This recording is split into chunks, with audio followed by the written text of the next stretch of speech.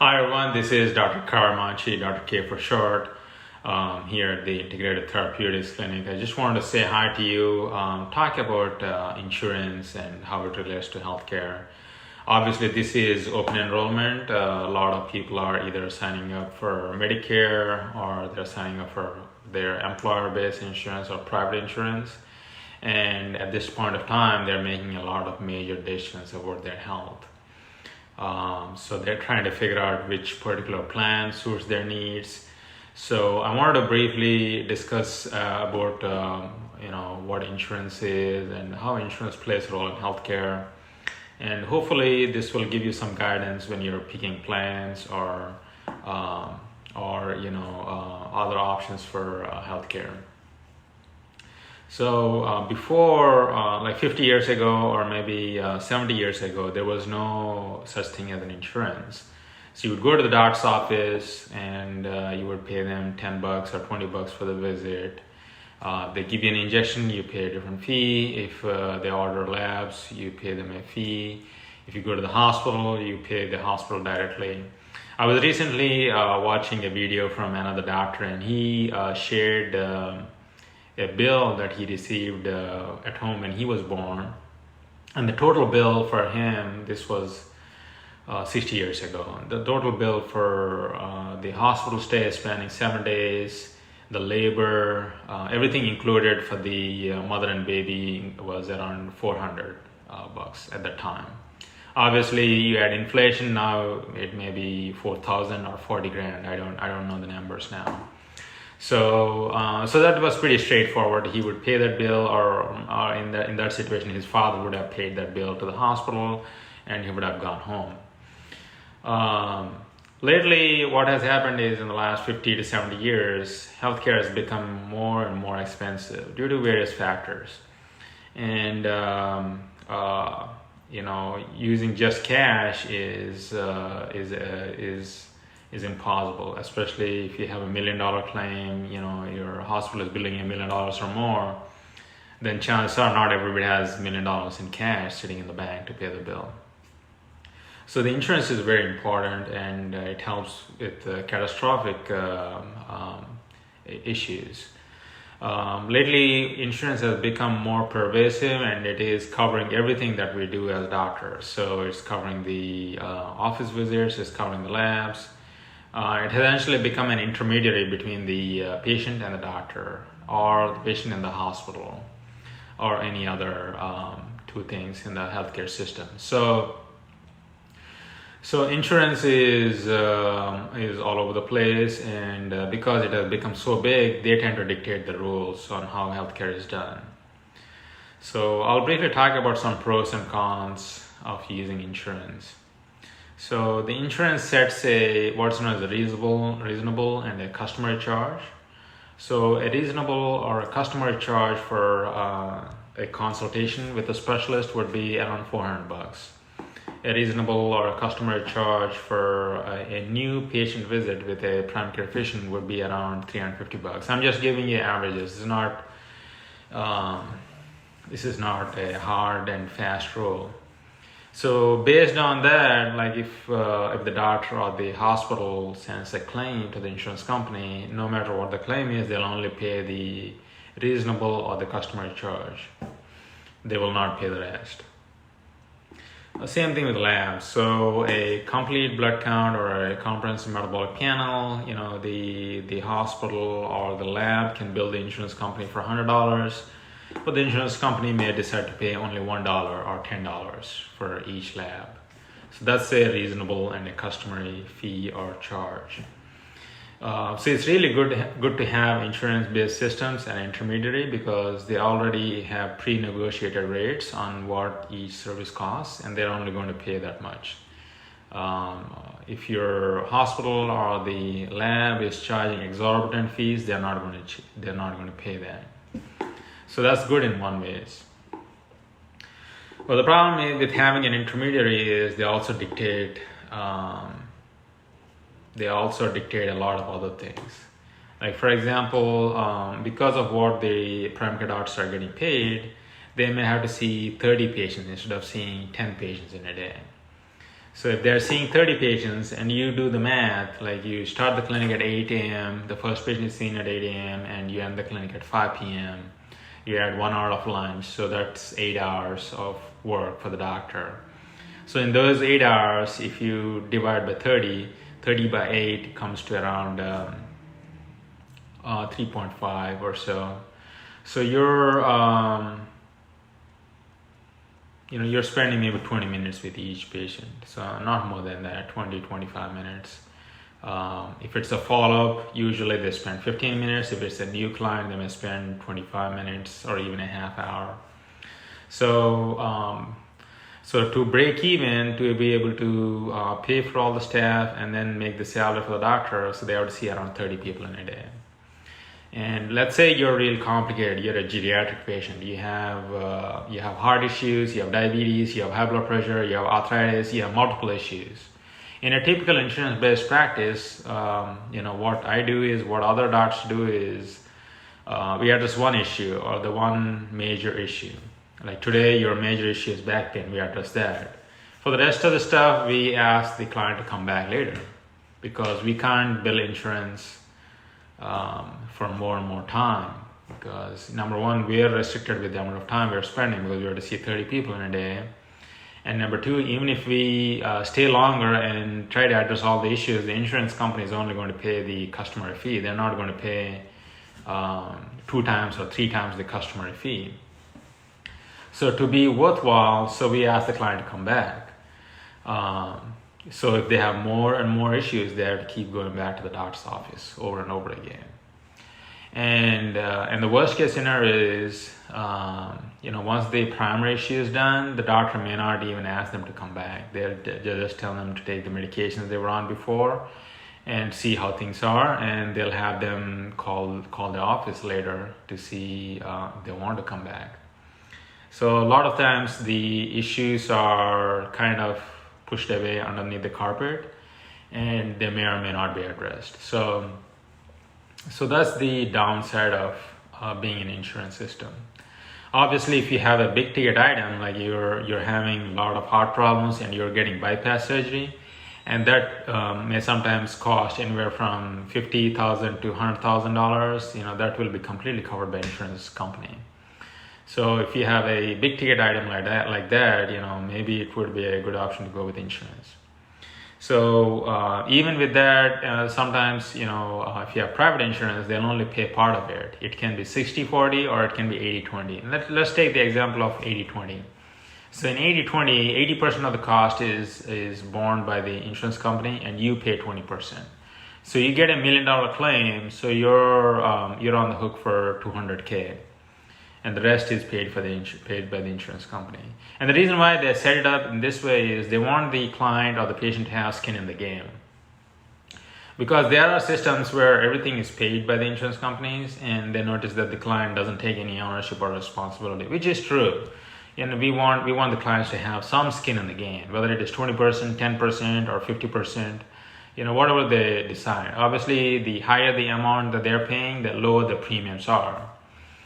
So that's why in the marketplace, when there are a lot of uninsured clients, there's a player. It's called catastrophic insurance. So you can buy it from Aflac, or there are several companies that sell catastrophic insurance.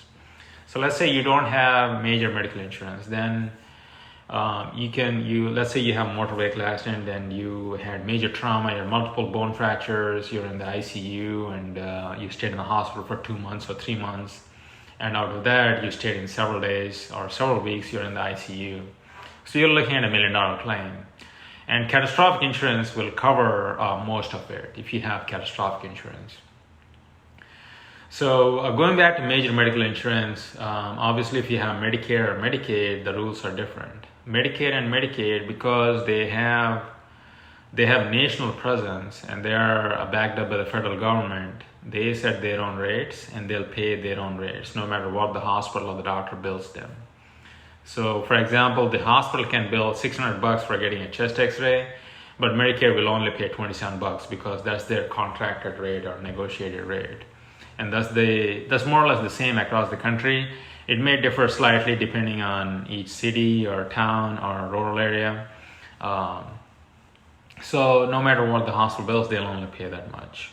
So let's say a client comes in for pneumonia, or they have overwhelming infection, we call it sepsis, and the patient stays, whether they stay for 5 days or whether they stay for 1 week, the hospital can only bill a global amount. We call it a global fee. And that global fee can be around anywhere from $5,000 to $10,000. So the Medicare will only pay that. If the hospital bills $100,000, they're not going to pay that. So that's how Medicare and Medicaid work. And in Medicare, typically people are responsible for 20% of the cost. So if you have Medicare but you don't have a supplemental plan, 80% of the cost of being in the hospital or whatever else is covered by Medicare, and the rest of the 20% is your responsibility. For that reason, there are a lot of private insurance companies that offer supplemental plans. There's Blue Cross Blue Shield, Humana, Cigna, and Aetna, and so forth. There's even other companies like Baycare has its own supplemental plan. And what it does is it picks up the rest of the 20%. You just have to pay a monthly premium for that, which will be anywhere from $200 to $500 depending on which type of plan you sign up. And out of those supplemental plans, you can sign up for PPO or HMO. PPO is actually a plan where you pay more, but you have more freedom. You have ability to go to different specialties or different doctors. You have more freedom. HMO is more restrictive. It is less expensive, but you have less freedom. So you'll have to go to somebody in network, and if you want to go to a specialist, you have to get approval from your primary care doctor. So there are a lot of hoops that you have to jump through. But the good thing with the HMO plans is they have a lot of freebies. Like if you need a walker, sometimes it's completely covered. If you need a wheelchair, it's completely covered, so forth. So those are supplemental plans. We call them Medicare Advantage plans. It's really good to have a Medicare Advantage plan if you're on Medicare. So that's Medicare and Medicaid. So I want to briefly talk about those things, and I want to talk about using insurance versus cash. So typically when you go to an insurance-based doctor, they listen to you for the first 20 seconds or so. After that, they start talking, or they try to address the issue after that. So you really don't feel like you're being heard. And also they're pressed for time because they have to see 30 people in a day or so. So they may be able to spend 15 minutes with you, and not more than that. And that includes taking history, doing an exam, writing prescriptions, writing any labs, or any referrals to specialists, and so forth. So you're restricted in the amount of time you spend. I'm not saying that everybody has to spend a lot of time with their clients, but some clients need a lot of time, especially if they have multiple issues going on simultaneously. So that's the downside of insurance-based doctors. Because of these issues, over the last 10 to 20 years, there are a lot of cash-based doctors where they only take cash. They're out of network with insurance companies. It's similar to my practice here. And the cash-based doctors would bill by the amount of time that they spend. So if the client really wants to spend 1 hour, they'll go ahead and bill them for the 1 hour, and they'll talk about all of their issues. If they have to personally get on the phone and talk to their specialist, they'll do that. So it gives more flexibility for the doctor and the client.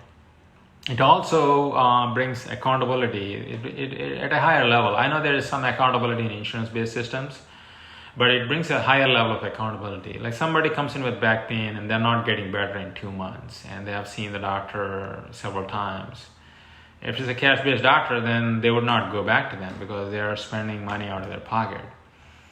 And the other thing that happens is, from the client's perspective, because they are spending money out of their pocket, if the doctor gives them particular set of exercises or things to do at home, chances are they'll follow up on those instructions and do them, because if they don't do them and they have to keep going back to the doctor, it's going to cost more and more over time. So there's a higher level of accountability for the client because of this. We also noticed that there's a concierge model where the doctor is available 24/7 even after the visit is done. A lot of times what happens is the client goes to the doctor, they spend time, they talk about the issues, but once they go home, they may have some lingering questions, or they may have some doubts, or something can prop up in between visits where the client may not have the time to come to the office all over again. They may just want them to deal with it over the phone or email or text. So because of these requirements, a new model called concierge medical care evolved. There are a lot of concierge doctors here in Florida and the surrounding states, and they have a membership program where the client pays $300 or $500 a month, and in return the doctor gives them access to their cell phone. They can call them 24/7. They have same-day appointments. They need to be seen. And the upside for the client is the doctor limits their client base to like 300 or 500. The regular client base for an insurance-based doctor is around 3,000 to 4,000. I'm talking primary care. So by limiting the number of clients, the doctor is able to give more personal attention to each client. So that's the concierge-based model. It also really works well because the client has the peace of mind that they have access to the doctor. The traditional medical practice, if you try to reach the doctor, you have to talk to the front desk person. If they lift the phone, it's good. If they don't pick up the phone, then you have to leave a voicemail. And typically those voicemails are returned in 24 hours. And usually it is the front desk person who is calling you back. It's not the doctor. So to get a hold of the doctor, sometimes it can take 1 day, it can take 2 days, and if it is holidays, it can take even longer. So those are the downsides of traditional medical practice and insurance-based systems.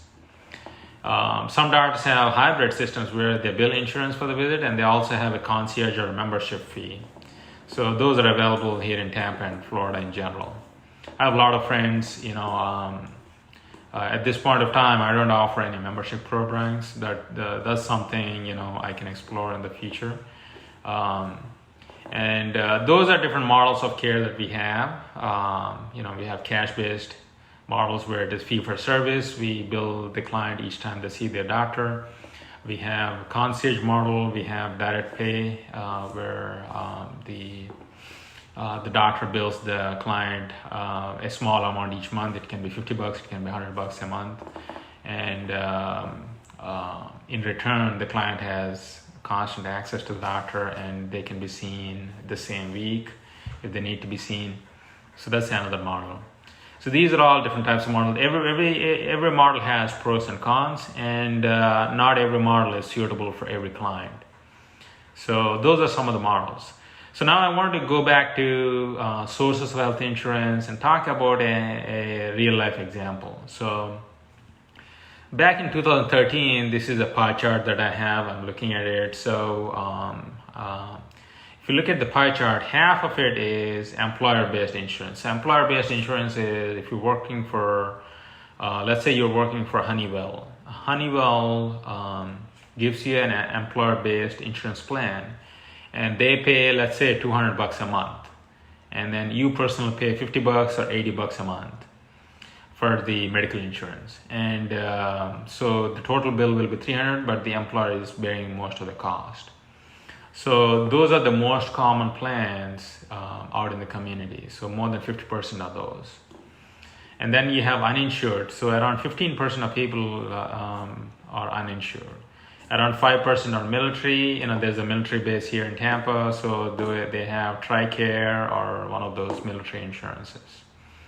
And then 17% is Medicaid. Medicaid is for people who are low income, below poverty line. And the 18% is Medicare. Medicare is for anybody who's 65 and above. Sometimes you can qualify for Medicare if you're on disability also. Same thing with Medicaid. If you're on disability, you may be able to qualify for Medicaid.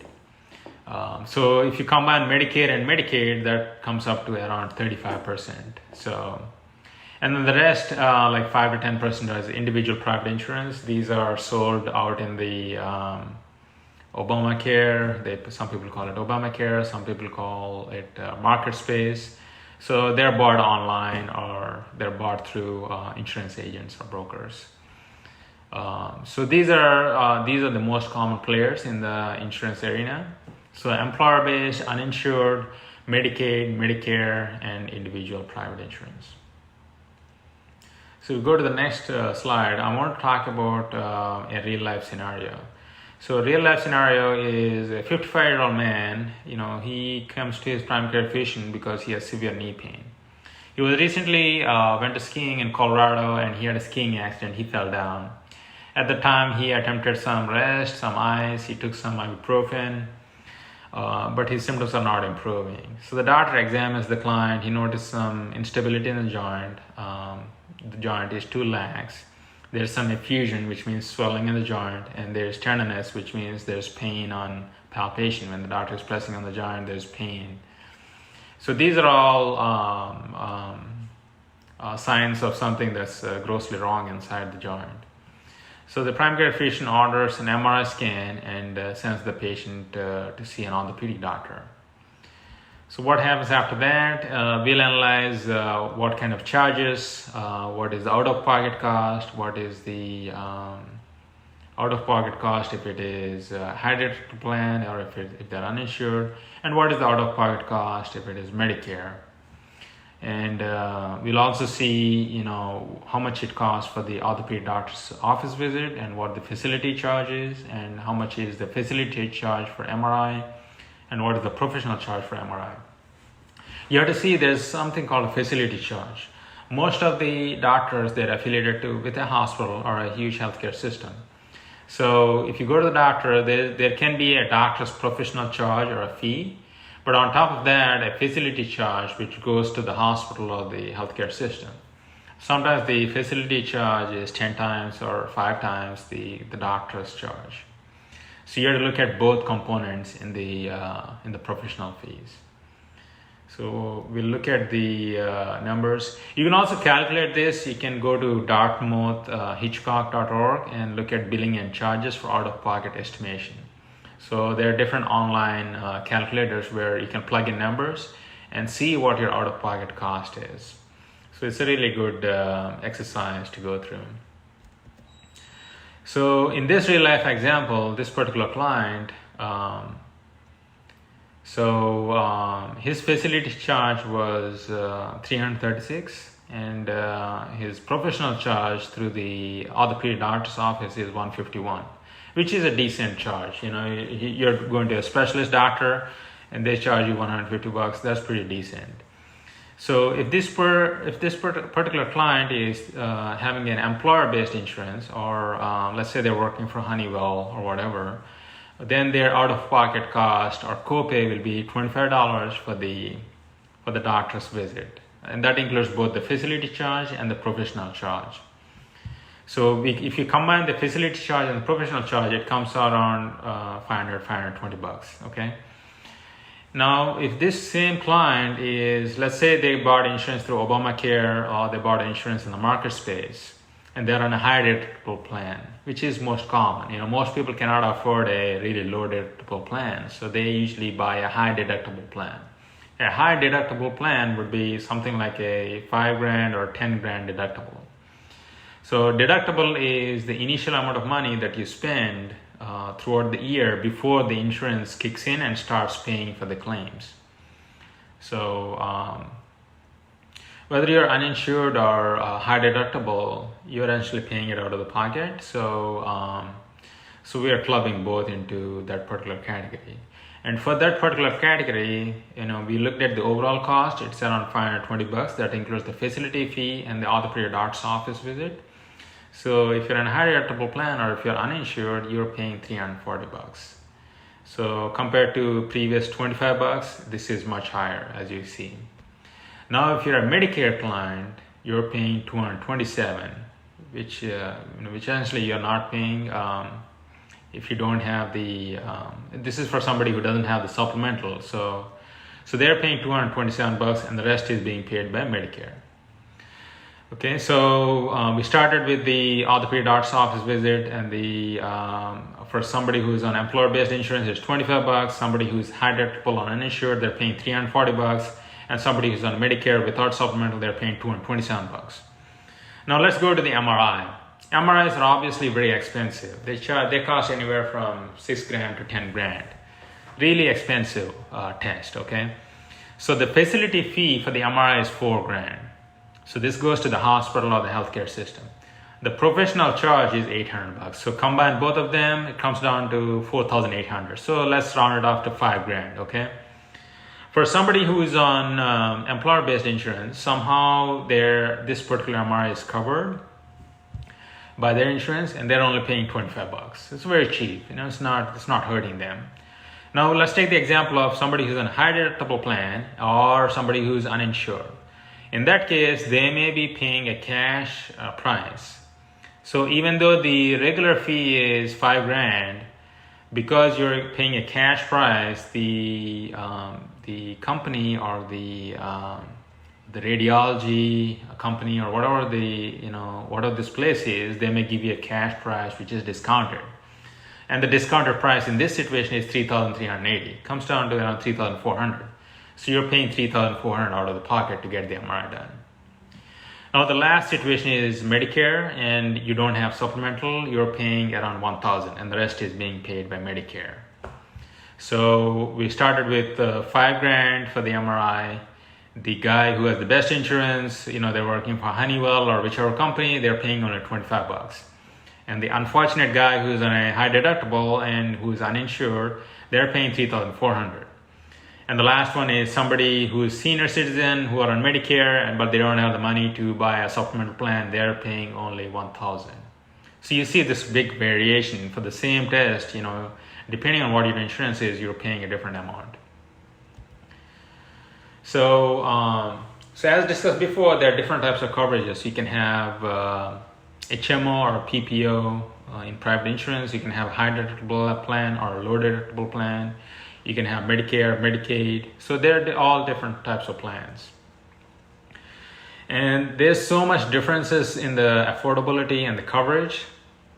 So you have to individualize and try to figure out which particular plan suits your needs.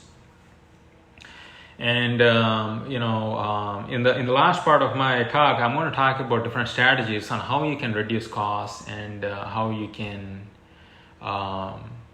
try to limit these healthcare expenses. Obviously, if you go on skiing and you feel like this guy, you'll require imaging, you'll require, sometimes you may have to be airlifted. That costs $10,000 or $20,000 depending on where it happened. So that's a catastrophic thing, and it costs a lot of money. So there are ways to cover that without using major medical insurance. But in general, if you're really accountable, if you're taking care of your health, you're working on nutrition, you're working on wellness, you're using different strategies to keep yourself healthy, then you can avoid going to the doctor's office, or you can avoid going to the hospital. You can avoid major medical expenses. You can avoid cancer, you can avoid having heart disease, you can avoid having diabetes. So this is a big reason why what we offer here in this clinic is essentially prevention, lifestyle education. So lifestyle has become, the word lifestyle has become really derogatory lately. A lot of people don't understand it, and they use it in a different fashion.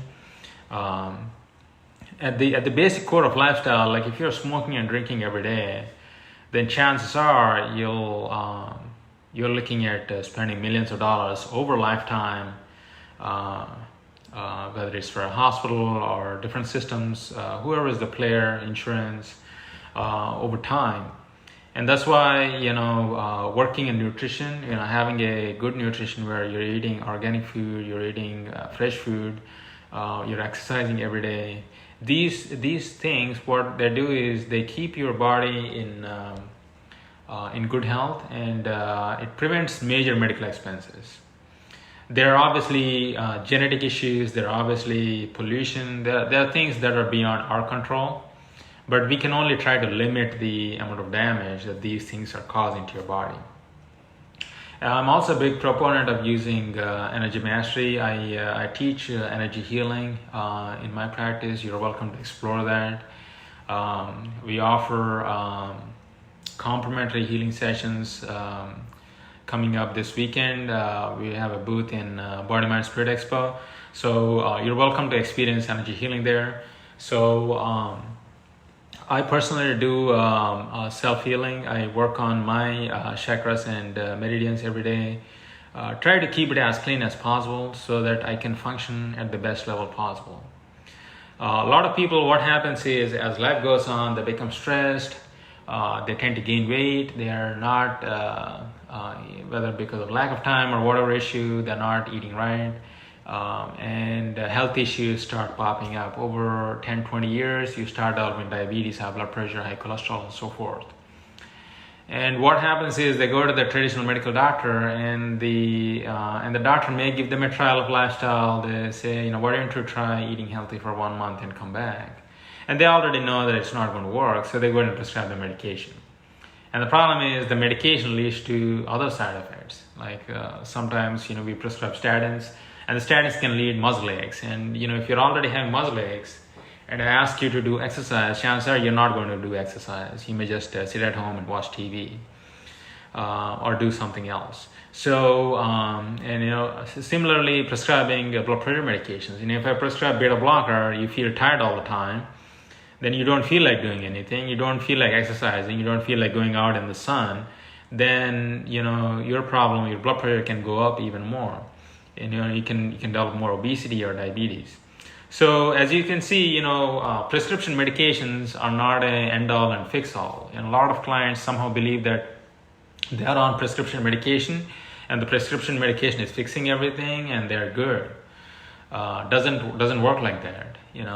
When we compare people with high blood pressure who are on medication versus people who don't have high blood pressure. Obviously, the people who don't have high blood pressure tend to live longer. They have better mortality. They have better outcomes. They're able to do more things in life, and that's what we want to see in our clients. Same thing with diabetes. A lot of people think that once they go on metformin or glipizide and one of the prescription pills, and their sugar's under control, and they're good to go. Doesn't mean that 10 years down the line, no matter how much medication they have taken before, they'll eventually need insulin. So same thing, you add 10 more years, then they'll have retinopathy. They'll have retinopathy changes in the eye. They have neurological changes from the diabetes. The best strategy is, number one, to prevent it in the first place. But if you're not able to prevent it and you already have it, then you look at advanced testing that we offer in the practice. Like, for example, a lot of people with diabetes have deficiency in vanadium. It's a trace mineral.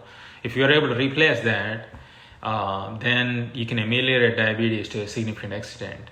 A lot of people are deficient in minerals, especially magnesium. If you're able to replace that, then you can alleviate the original problem. So we also look at advanced testing for the gut. Like, for example, because of Roundup or glyphosate or whatever, a lot of people have gut inflammation. Because of gut inflammation, they develop insulin resistance and eventually develop diabetes. Because of chronic gut inflammation, they tend to not digest food properly, and they tend to not absorb the vitamins properly. So a lot of people think that they can take a multivitamin at home, and that's going to fix all of those problems, and it's going to fix all the vitamins and everything. If they have gut issues and they're taking multivitamin, then the multivitamin may not be absorbed properly. It also depends on the type of the multivitamin that they're taking. So we address all of those issues in this clinic. As I said before, we look at different strategies. I'm going to Las Vegas this next month to attend a conference for A4M. I'm going to learn a lot of anti-aging therapies that are being offered. These are not offered through traditional medical office. There's something called peptide. There's something called bioidentical hormones. There's also other treatments like stem cell treatments. A lot of clients, as they grow older, they develop arthritis, and because of arthritis, they tend to not exercise or walk. For a lot of my clients who have arthritis, I prescribe them to go to the swimming pool where they can do some range of motion in the swimming pool because they don't have the weight acting on the knees. They get more exercise in the swimming pool. So we have strategies like these that we teach our clients where they can be active even in their 60s, 70s, and 80s. As I mentioned before on my previous videos, we also offer stem cell treatments and other treatments that alleviate arthritis and other illnesses. So by using all these different strategies, we can prevent major medical problems, or we can prevent you from going to the hospital. So I wanted to share some of these concepts with you. I know this is a very important period. Obviously having insurance is good. I want a lot of my clients to have insurance, so in case they have a catastrophic problem, it covers it. At the same time, don't look at insurance as if it is like your checkbook where it's going to pay for everything that you do with the doctor's office or with the hospital. It's not going to pay. Even in the best case scenario, like you're on Medicare, you have a supplemental plan. I recently talked to one of my friends and their family. They're on this expensive medication called Xarelto. It's a blood thinner. Starts with an X. You'll see ads on TV. And, Medicare paid maybe for 10 months or so. And the rest of the 2 months in the year, the client had to pay. So the client still had to pay around $300 or $400 for that particular medication. So that's a small example. Even though you're completely covered, doesn't mean everything is paid for by the insurance. We would like to see that, but it doesn't work like that. And sometimes you may need to see a out-of-network doctor, somebody like me who is offering stuff that is not offered through a traditional medical doctor. Sometimes you may have to see an out-of-network doctor because you're not getting along with your present provider, or you're not happy with your present doctor. Maybe they're not spending enough time to you, or not. Maybe they're not paying attention to you. So in those situations, you'll have to pay out of pocket anyway. So there is importance of having insurance, but there is also importance of paying cash for some of the things that are not included in the insurance. Like a lot of treatments that we offer in our clinic are not covered by insurance because these are not considered standard of care. The standard of care for arthritis is hip replacement or knee replacement. They would rather have your joint replaced with metallic prosthesis than doing other treatments. Obviously, that is the treatment of choice if you have bone-on-bone arthritis, cartilage is completely worn out, and so forth. But there are a lot of clients who are not at the end stage. They may still benefit from energy healing, they may still benefit from nutrition, they may still benefit from stem cell treatments. So there is a role for all these other treatments. So in case you're in doubt, you want to have a conversation with me, I do free phone consults. As I mentioned before, I'm holding a booth this weekend. I welcome you to attend that. I'm also giving a lecture. I'm going to talk about energy mastery and how energy healing can help you in your everyday life. So there are a lot of other good speakers in this particular expo. It's in Florida State Fairgrounds in downtown. It's on Saturday and Sunday, 10 a.m. to 4 p.m. You're welcome to come to that. I look forward to talking to you again. I wanted to briefly talk about insurance because this is a really important time period. A lot of people are making big decisions. So I'm hoping this particular conversation or lecture helped you in making your decisions. So feel free to comment below if you have any questions about things that I have talked, or any other questions. Also send me a DM if you want to schedule a time to discuss further. I look forward to talking to you again. This is Dr. K from Integrated Therapeutics. Bye.